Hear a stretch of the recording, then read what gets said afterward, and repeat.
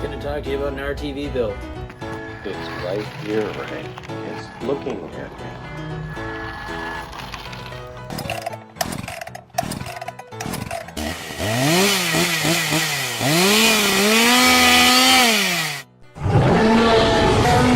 I have the pieces that I cut out off the frame here.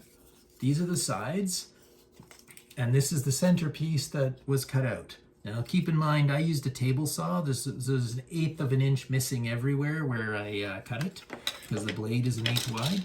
So let's take the frame apart, and then we'll just put the frame back together. Servo hole cover. Oh boy, yeah. Oh, this one was one that I had designed with one of the door servos on. I've got a new one I'll put in after. We've got 2 pieces left that basically hold the whole thing together.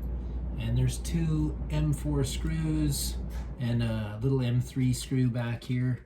The M3 screw has a nut on the top side here. And then the servo itself has to come out when you're taking this apart. And they're M3 screws, and they're just threaded into the plastic. Take it off. All right, so these front screws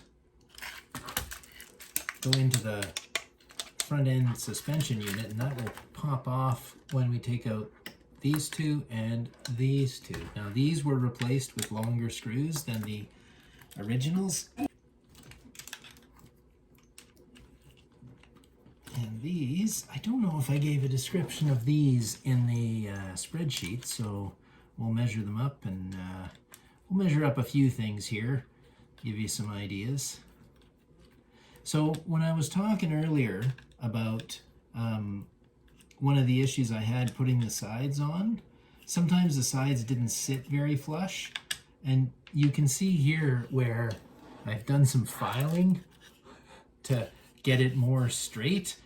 So we're just about 1 more screw, and this thing will be breaking in half on us here.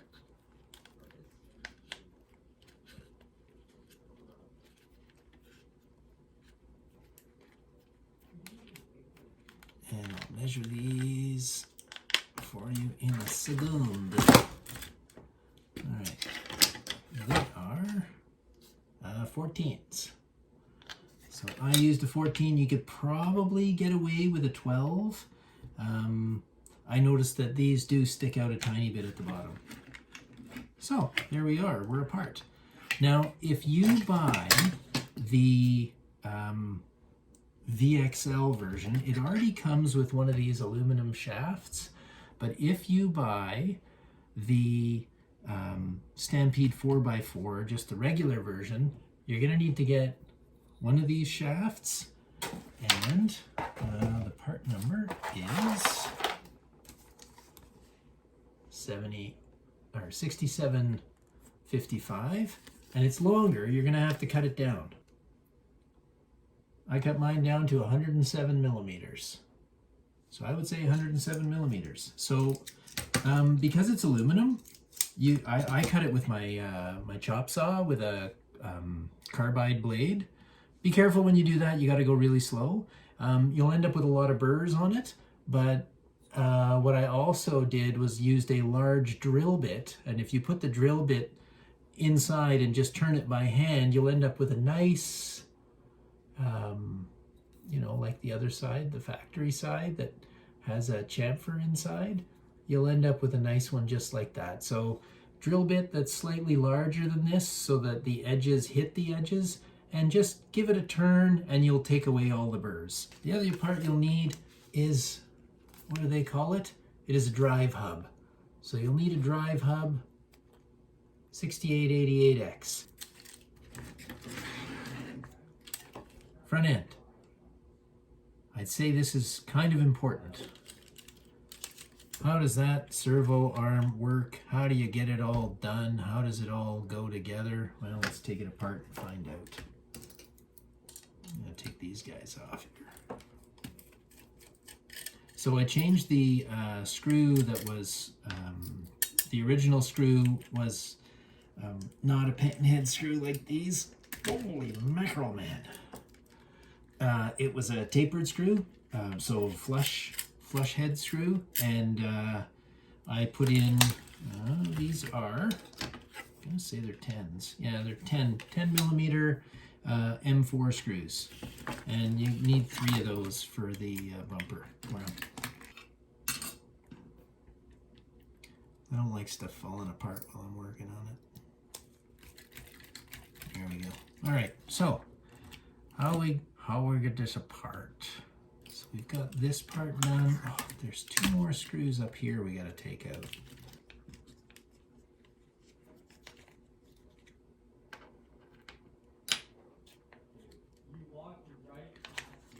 All right, what am I doing? Okay, we're out. We're out. Very nice. I got all the screws on this? Yes, I do. Okay, so there is what it looks like. So when you take a look here, you can see the line that we drew, which was 5 millimeters past the bottom edge of this. We've got 5 millimeters here. The thing that isn't on here, it doesn't tell you where to put the servo. The servo goes right to the edge of the drive shaft bump. So, you know what? You might just say it's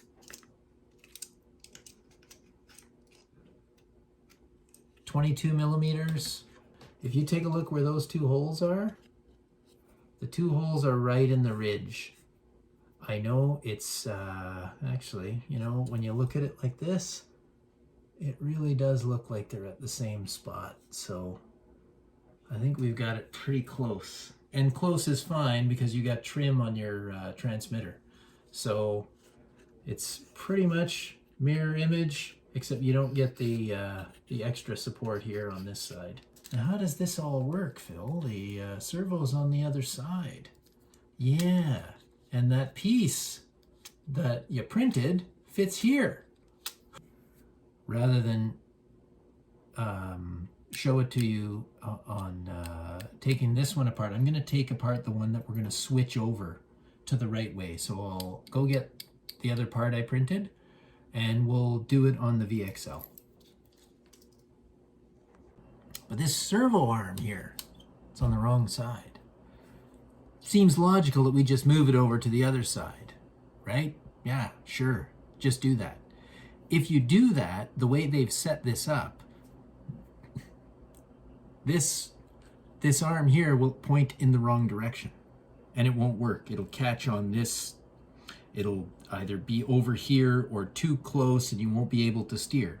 So one of the 3D printed parts you got was a new steering arm. So when you get this steering arm on, it'll be on the other side and you'll be able to put the steering servo in. These, I'm just gonna say, are not the easiest things in the world to take apart and move around. There's a spring in there and there's a little white washer in there. You may want to get help. Let's see if I can do it with my old rickety hands. Allen key time. There we go. That's a little bit better. Okay, it's loosened up a bit.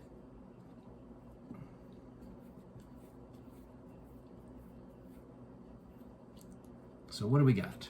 We've got a screw, we've got a metal washer. Let's keep those together, put them right here. Got another one on the other side, same. Oh boy, wow, this one was a little easier. I'll just use this guy. So let's see what we can do. It's compress and pull a white washer out. To get it so I can get in on the end and pull it out. Get this right to the edge. There we go. Oh, got some good pressure. And I got it out. Oh, finally. And there it is. And it is actually steel on the VXL, which makes a big difference. Wow, okay, that was harder to get out. All right, so now we can just pull this off. Sure, once we push these in. All right, so we've got the retainer, the spring, and then when it come out. Okay, and the part that we are going to replace. So what goes in the part we are going to replace is the spring. Put the retainer on. We'll put that aside for now. And this one we're going to actually put over with the parts we are not going to use. I don't remember how to get this out. I'm just going to get under it and see if I can pry it out. Oh, and look, that's all you have to do is get under it and pry it out. There we go. Use 2 screwdrivers. That ought to do. All right, standing up to do this one. 14mm wrench to push in the retaining ring, and then I'll push this in, hopefully with the drive shaft once I compress it. Get it compressed down there, get the ring in, and then see if I can't push it in the drive shaft, and voila, finally worked. So drive shaft, 14mm is just over a ½ inch. The other side is pretty easy by comparison. Push that in and then get something flat, or I say the drive shaft works well. Push the, this is actually a bearing, that's what they call it. They got bearings up and down for the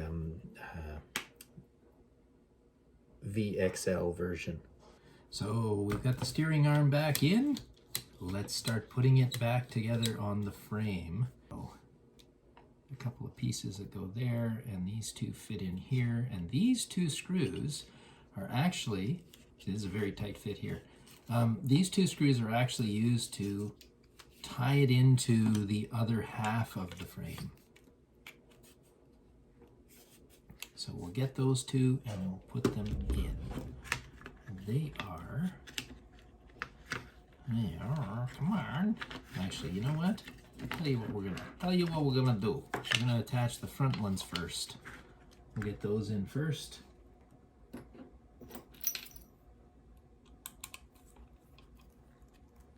Whew, these are tight. That's some serious.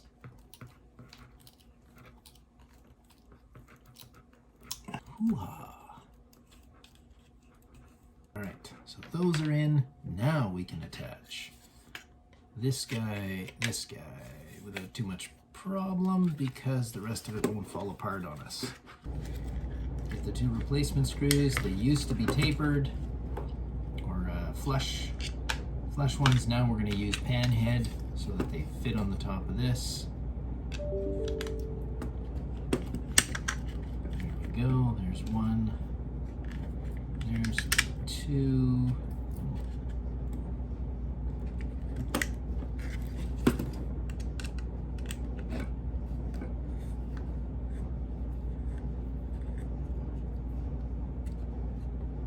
Okay, tightened up.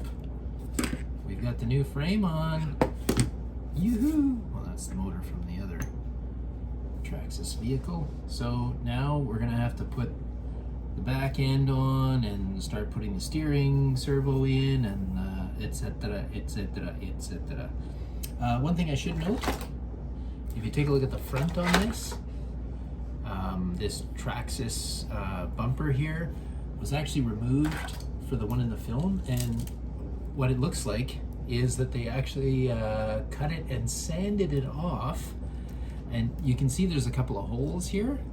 Well, those holes were left exposed, and you can see in some of the pictures there's this little bit left, and this is about the angle that we saw on it. So when you're taking it off, make a cut and then sand it. Now there's the angle. I think you can sort of see a little bit of the angle there as to what it is. You'll leave these two screw holes a bit exposed, and if you, like I said, take a look at the pictures, you'll find that that's what they look like. While taking apart the rear end, the wheelie bar, you're going to notice that this wheelie bar piece actually comes apart into two pieces, and you're going to need to take it off and take it apart in order to keep the smaller piece that you're going to put back on afterwards. So you'll be unscrewing these two screws, unscrewing this screw, and then you'll screw it back on with that screw and the two screws you took out from the bottom. So I've taken the wheelie bar off. You can see these two were stuck in there. They were pretty long screws as well. Pretty darn long. And now I'm going to put the other piece back on.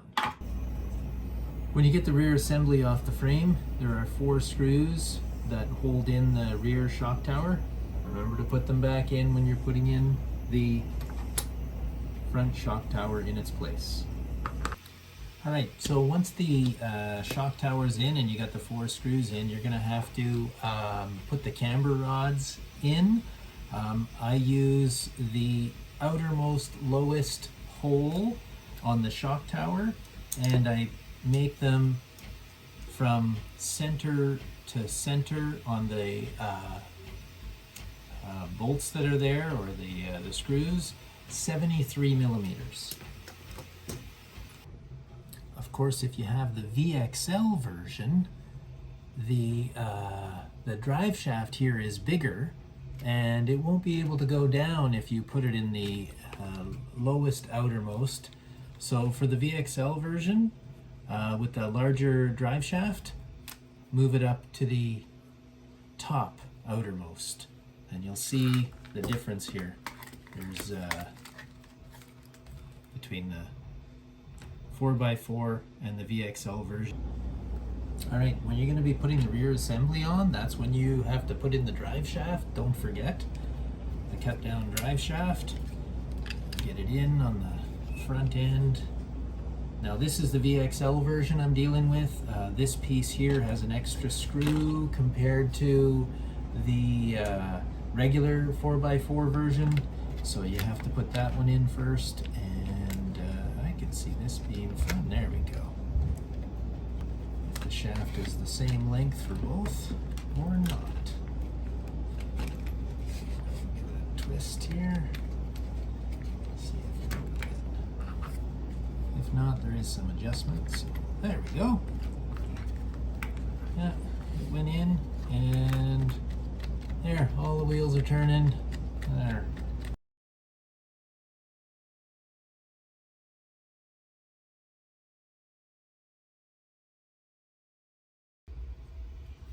Once you got those 2 screws in holding the shock mount in place, the 2 screws that go into the shock tower, they're not easy to put in, granted, and there's room for improvement on how to do that, but this should still be loose. And in order to get these 2 screws in, I grab underneath and give a little pressure,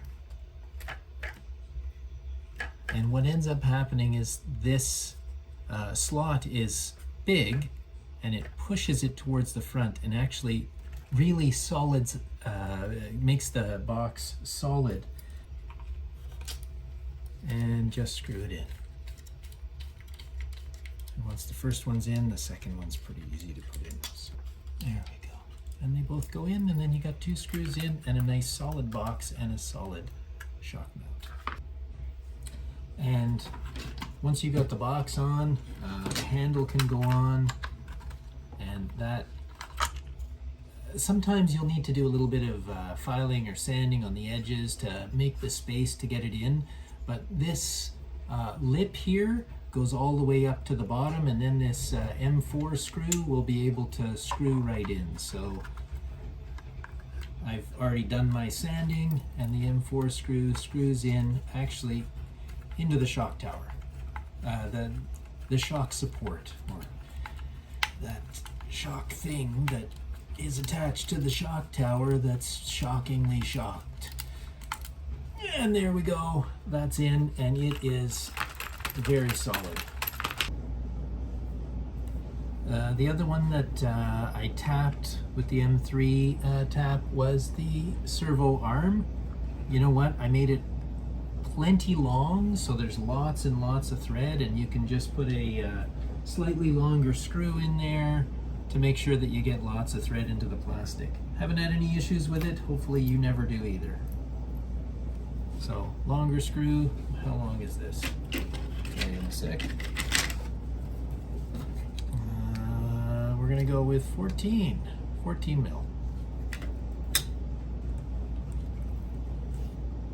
There we go. So that's done. Now we can start on the front end.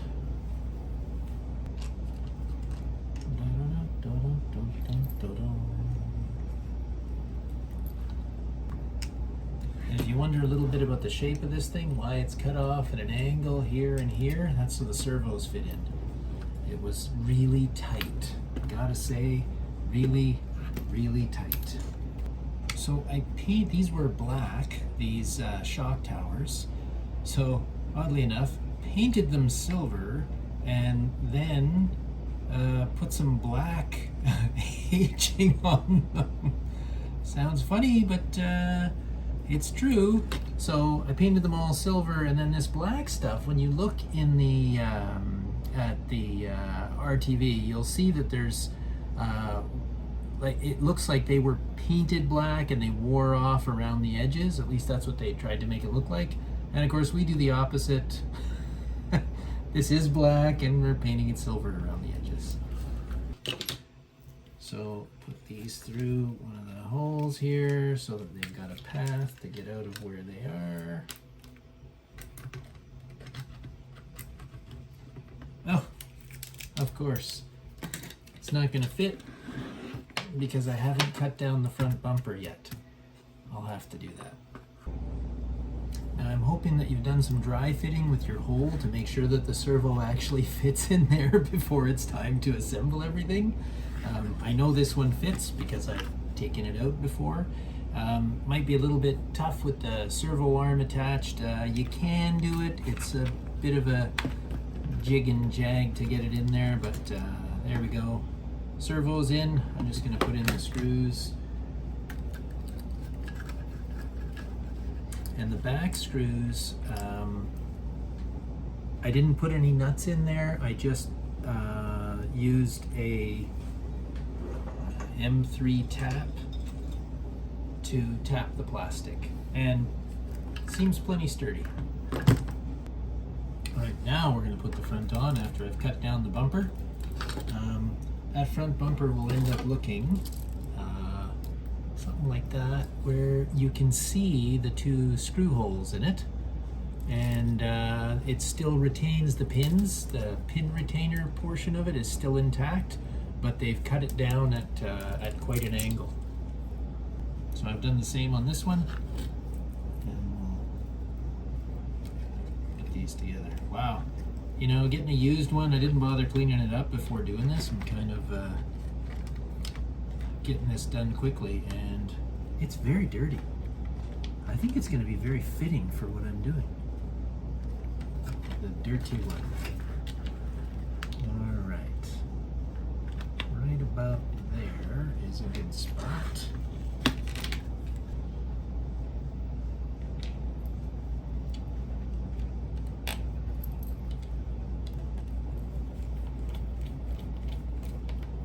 And they're 12 millimeter is what I use. Currently, that's what you should be using too. I like putting this guy on next. Alright, that guy goes in there. This one comes down here. Good. Alright, and black screws here so they're not seen. Pan head. Oh, come on, are you going in? Alright.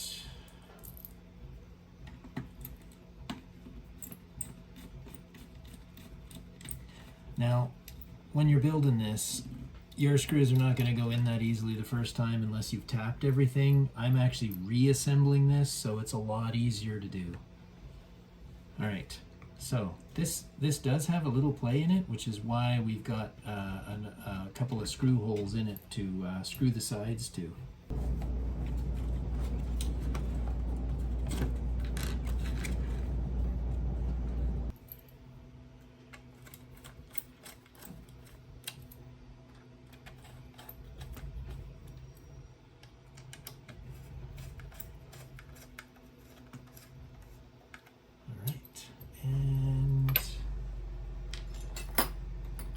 This one that you're gonna have to drill into the frame and tap it into the frame. So let's see where that went. You can sort of see there it goes right into the plastic frame, and that'll keeps it actually pretty good. This in here is an area where you might have some issues. I've had issues that it doesn't quite go in right, and it was a little bit of filing on the side of the chassis that helped. All right, so we get that on. Let's get this guy on. Okay. Now, of course, I've put the side on before putting the knob on, which is why we made that special D-shaped knob holder, so we can put it in here after the fact, because I've done it again.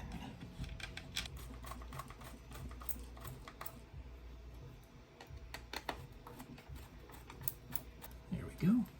I'll get the knob on here. No, that's not it. It is, where's the smaller one? There we are.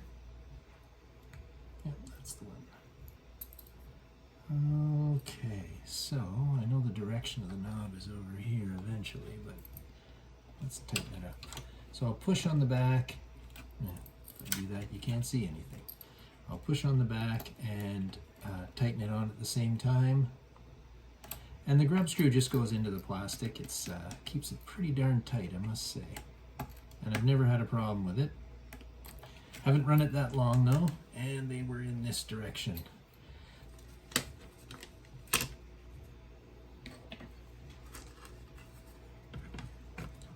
So if that was side A, this must be the B side, eh?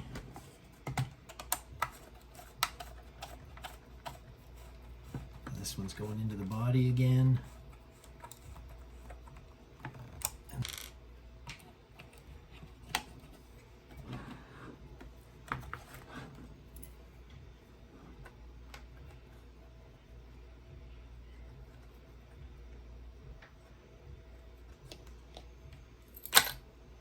Oh, nice catch.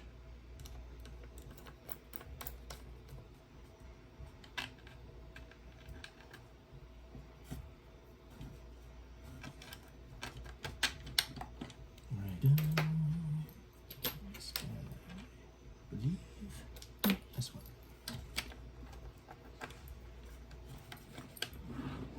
Not my best print job on this knob. All right.